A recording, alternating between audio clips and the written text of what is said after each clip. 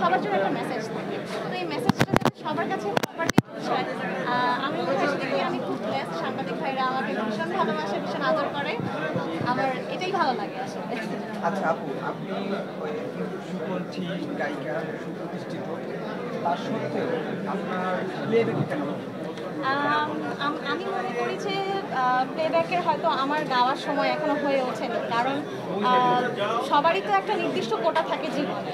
তো সেই কোটাটা আমি একবারেই সব গান গিয়ে শেষ করে ফেলতে চাই না। যদি আমার ভাগে 5টা গান থাকে, আস্তে আস্তে 2 বছর পর পর যেন গানগুলো আসে, লাইফ টাইম যেন গান করে যেতে পারি, সবার ভালোবাসা যেন পাই লাইফ টাইম, এটাই আমার চেষ্টা থাকে।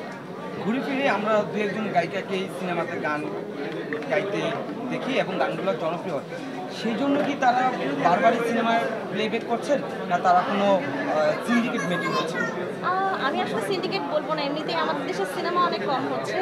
কারণ যত বেশি সিনেমা হবে আমাদের আর্টিস্টের সংখ্যা তো অনেক বেশি, আমরা ঘুরে ফিরে দেখা যাবে আর্টিস্টরা অনেক বেশি গান গাওয়ার সুযোগ পাবো। কারণ আপনি যদি বলেন যে একজন নায়কের ছবি সবাই দেখছেন, সেটা যেমন আমরা বলতে পারি না, কারণ নায়ক তিনি নিজেই প্রডিউসার, তিনি নিজে যে কটা সিনেমা আমাদেরকে উপহার দিচ্ছেন আমরা সেগুলোই দেখার সুযোগ পাচ্ছি। তো মানুষ যত প্যাট্রোনাইজ করবে, সিনেমা তত বাড়বে, আমরা তত বেশি গাওয়ার সুযোগ পাবো। আর একটা সময় দেখা গেছে রুনা ম্যাম, সাবিনা ম্যাম অনেক বেশি গান গেয়েছেন। তো তারা কি সিন্ডিকেট মেনটেন করেছেন? আসলে তো তারা ভালো গাইতেন। তো এইরকমই আমার মনে হয় এখন যারা গাইছেন এই সময় তারা বেস্ট গাইছেন, এই জন্য তারা এখন গান গেয়ে যাচ্ছেন। হয়তো আমাদেরও সময় আসবে তখন আমরা গাই। আর রুনা লায়লা ম্যামের সাথে আপনার বেশ ভালো সম্পর্ক, উনি যথেষ্ট আপনাকে স্নেহ করেন। আচ্ছা উনি কখনো আপনাকে প্লেব্যাকে গান করার জন্য বা স্টেজ শো করার জন্য বা অ্যালবাম, কোন বিষয়ে আপনাকে বেশি উনি আপনাকে উপদেশ দিয়ে থাকেন বা পরামর্শ দিয়ে থাকেন? ডেফিনেটলি ওনার কাছ থেকে আমি যখন উপদেশ পাই, তখন রুনা ম্যামের কথা আসলে অন্য একটা জায়গায় উনি বসে আছেন, একটা আসনে বসে আছেন। ওনার কথা এইটুকু স্বল্প সময় বলে আসলে শেষ করা যাবে না। বাট আমি যখন ওনার সুর করা গান গেয়েছি, তখন রেকর্ডিংয়ে অনেক কিছুই শিখেছি। সেটা স্টেজে গান গাওয়া বলেন বা রেকর্ডিংয়ে উনি প্লেব্যাকে কীভাবে গান গাইতেন, কতখানি মুখ হা করে গাইতে হবে, হেসে গাইবো নাকি মন খারাপ করে গান গাইবো, সব কিছু। বা স্টেজে গাইতে হলে মাইক্রোফোনটাকে অডিয়েন্সের দিকে দিব কি দেব না, সব কিছুই আসলে উনি আমাদেরকে একটা শর্ট টাইম লিমিটের মধ্যে সব কিছুই বলে দেন। হ্যাঁ লুকা, আপনি যেহেতু অ্যালবাম বের হয়েছে, আপনার ইউটিউবে অনেক গান, ইভেন আপনি স্টেজ প্রচুর করেন, কি মনে হয় যদি প্লেব্যাকে এরকম সুযোগ পেতেন তাহলে আপনার জনপ্রিয়তা বা দর্শক শ্রোতা আপনাকে আরও বেশি হতো? অবশ্যই অবশ্যই, সব শিল্পীরই একটা শখ থাকে যে প্লেব্যাকে গান গাইবে, তো একটা স্বপ্ন থাকে আসলে শিল্পীদের। তো আমার শুরু হয়েছে পরাণ সিনেমার মাধ্যমে, রায়হান রাফি পরিচালিত। গানটা হচ্ছে ধীরে ধীরে। তারপরে আমি ইমরানের সাথে একটা গান গেয়েছি, যে গানটা হচ্ছে প্রেম প্রীতির বন্ধন ছবিতে গেছে। সেই গানটাও মানুষ বেশ নিয়েছে। পাগল মন গানটারই একটা সিনেম্যাটিক ভার্সন ছিল সেটা।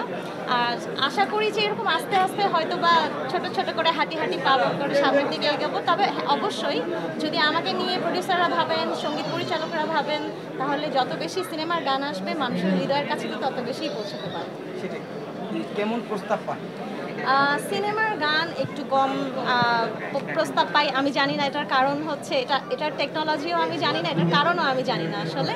তো আশা করি হয়তো যদি আমি এলিজিবল হয়ে থাকি, সবাই তো বলে যে আপনি সিনেমায় কেন গান করেন না, যদি এলিজিবল হয়ে থাকি নিশ্চয়ই আমি ডাক পাবো, নিশ্চয়ই গান। আচ্ছা, এই আপনারা বেশ কয়েকজন সমসাময়িক বেশ জনপ্রিয় সঙ্গীত শিল্পীরা আছেন, এর মাঝে দু একজন শিল্পীকে কখনো আরেকজন শিল্পীকে ইন্ডিকেট করে কিছু পোস্ট দিতে দেখা যায়, এই বিষয়গুলো আসলে আপনি কেমন লাগে? আমার ভালো লাগে না, কারণ হচ্ছে আমি এই বিষয়গুলো নিয়ে কখনো কোনো কমেন্টও করি না, কখনো কোনো কিছু বলিও না। তার একটা কারণ হচ্ছে আমরা যারা শিল্পীরা আছি আমরা হচ্ছে পাবলিক ফিগার। আমরা যা করব, আমরা কি খাবো, কোথায় ঘুরবো, কোথায় কি কথা বলবো, প্রত্যেকটা কথার একটা ইনফ্লুয়েন্স কিন্তু আমার অডিয়েন্সের উপরে পড়বে। সো আমার ওইটুকু সেন্স থাকতে হবে, আমাকে ওইটুকু বুঝেই কথা বলতে হবে যে আমি কথাটা বলার পর কতজন মোটিভেটেড হবে, কতজন লাইফকে পজিটিভলি দেখবে। সো আমি আগে নিজেকে পজিটিভ তৈরি করব, তারপরে আমি কোনো কথা বলার আগে আমার সোশ্যাল মিডিয়াতে কিছু লেখার আগে ওটাকে নিজে একটু ভেরিফাই করে নেওয়া উচিত যে কথাটা পজিটিভ কি। আচ্ছা আপু, এই শিল্পীরা সচরাচর তাদের কণ্ঠচর্চার জন্য বা পরিচর্যার জন্য তারা নাকি ঠান্ডা জাতীয় কিছু খেতে পারেন, আইসক্রিম। আপনাকে কখনো যদি আইসক্রিম বা কোল্ড ড্রিঙ্কস অফার করা হয় তাহলে কি রিজেক্ট করবেন নাকি খাবেন? আমি আইস ছাড়া পানি খেতে পারি না প্রথমত। আমার মনে আছে যে আমার এক জায়গায় একটা শোতে গিয়ে স্টেজে ওঠার আগে আমার খুব পানি পিপাসা লেগেছে, তো আমাকে নর্মাল পানি নিয়ে এসে দেওয়া হয়েছে, নর্মাল টেম্পারেচারের পানি নিয়ে এসে দেওয়া হয়েছে, কিন্তু আমি ওটা খেতে পারিনি কারণ আমি অল টাইম আইস কফি খাই, আইস ওয়াটার খাই, আইসক্রিম আমার খুব পছন্দ, সো আমি এটা না করি না। আমি দেখেছি যে আমাদের সুবিনন্দিতা ছিলেন, দাদা সবসময় গান গাওয়ার আগে দেখতাম যে আইস চাবিয়ে খেতেন। সো এটা আসলে একটা প্র্যাকটিসের ব্যাপার, একটা অভ্যাসের ব্যাপার, যা যেটা প্র্যাকটিস হয়ে যায় এটা তার থেকে যায়।